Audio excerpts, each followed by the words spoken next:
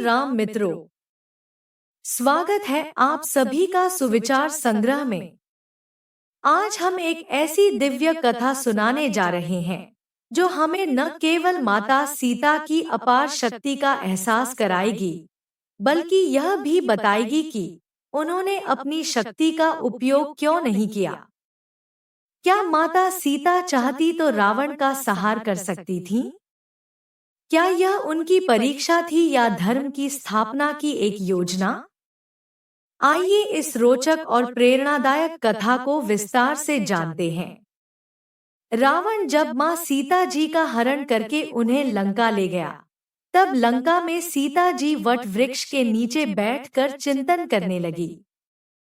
रावण बार बार आकर मां सीता जी को धमकाता था, लेकिन मां सीता जी कुछ नहीं बोलती थी। यहाँ तक कि रावण ने श्री राम जी के वेशभूषा में आकर मां सीता जी को भ्रमित करने की भी कोशिश की, लेकिन फिर भी सफल नहीं हुआ। रावण थक हार कर जब अपने शयन कक्ष में गया, तो मंदोदरी ने उससे कहा, आप तो राम का वेश धर कर गए थे, फिर क्या हुआ? रावण बोला, जब मैं राम का रूप लेकर सीता के समक्ष गया, तो सीता मुझे नजर ही नहीं आ रही थी। रावण अपनी समस्त ताकत लगा चुका था, लेकिन जिस जगत जननी माँ को आज तक कोई नहीं समझ सका, उन्हें रावण भी कैसे समझ पाता। रावण एक बार फिर आया और बोला, मैं तुमसे सीधे सीधे संवाद करता हूँ, लेकिन तुम कैसी नारी हो कि मेरे आते ही घास का तिनका उठाकर उसे ही घूर घूर कर देखने लगती हो। क्या घास का तिनका तुम्हें राम से भी ज्यादा प्यारा है? रावण के इस प्रश्न को सुनकर मां सीता जी बिल्कुल चुप हो गई और उनकी आंखों से आंसुओं की धारा बह पड़ी।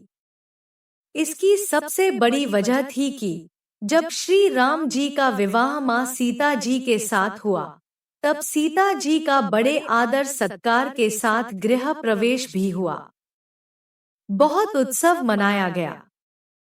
प्रथानुसार नववधु विवाह पश्चात जब ससुराल आती है, तो उसके हाथ से कुछ मीठा पकवान बनवाया जाता है, ताकि जीवन भर घर में मिठास बनी रहे। इसलिए मां सीता जी ने उस दिन अपने हाथों से घर पर खीर बनाई और समस्त परिवार, राजा दशरथ एवं तीनों रानियों सहित चारों भाइयों और ऋषि संत भी भोजन पर आमंत्रित थे। मां सीता ने सभी को खीर परोसना शुरू किया और भोजन शुरू होने ही वाला था कि जोर से एक हवा का झोंका आया। सभी ने अपनी अपनी पत्तलें संभाली। सीता जी बड़े गौर से सब देख रही थी। ठीक उसी समय राजा दशरथ जी की खीर पर एक छोटा सा घास का तिनका गिर गया, जिसे मां सीता जी ने देख लिया। लेकिन अब खीर में हाथ कैसे डालें? ये प्रश्न आ गया। मां सीता जी ने दूर से ही उस तिनके को घूर कर देखा, तो वो जलकर राख की एक छोटी सी बिंदु बनकर रह गया। सीता जी ने सोचा, अच्छा हुआ किसी ने नहीं देखा। लेकिन राजा दशरथ मां सीता जी के इस चमत्कार को देख रहे थे। फिर भी दशरथ जी चुप रहे और अपने कक्ष पहुंचकर मां सीता जी को बुलवाया। फिर उन्होंने सीता जी से कहा कि मैंने आज भोजन के समय आपके चमत्कार को देख लिया था। आप साक्षात जगत जननी स्वरूपा है, लेकिन एक बात आप मेरी जरूर याद रखना।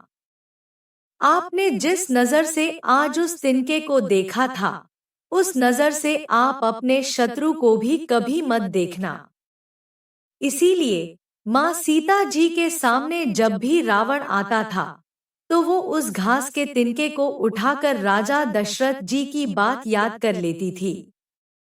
माता सीता चाहती तो रावण को उसी क्षण अपनी दृष्टि से जला सकती थी, लेकिन उन्होंने ऐसा नहीं किया, क्योंकि उन्होंने धर्म, मर्यादा और अपने पति के प्रति निष्ठा को सर्वोपरि रखा। माता सीता जानती थी कि यह केवल शक्ति का प्रदर्शन करने का समय नहीं है, बल्कि धर्म की स्थापना का अवसर है। वे जानती थी कि भगवान श्री राम ही रावण का संहार करेंगे और यही नियति का विधान था। अंततः भगवान राम ने रावण का वध कर अधर्म का अंत किया और माता सीता के धैर्य, संयम और निष्ठा की विजय हुई। माता सीता का यह चरित्र हमें सिखाता है कि केवल शक्ति होना ही पर्याप्त नहीं, बल्कि उसका उचित समय और स्थान पर उपयोग करना भी महत्वपूर्ण है। धैर्य, संयम और सत्य की राह पर चलने वाले की ही विजय होती है। प्रिय श्रोताओं, यदि आपको यह कथा प्रेरणादायक लगी है, तो वीडियो को लाइक करें, अपने विचार कमेंट में साझा करें। हमारे चैनल सुविचार संग्रह को सब्सक्राइब करें और बेल आइकन को दबाएं ताकि ऐसी ही अद्भुत कथाएं आप तक पहुंचती रहें। जय श्री राम।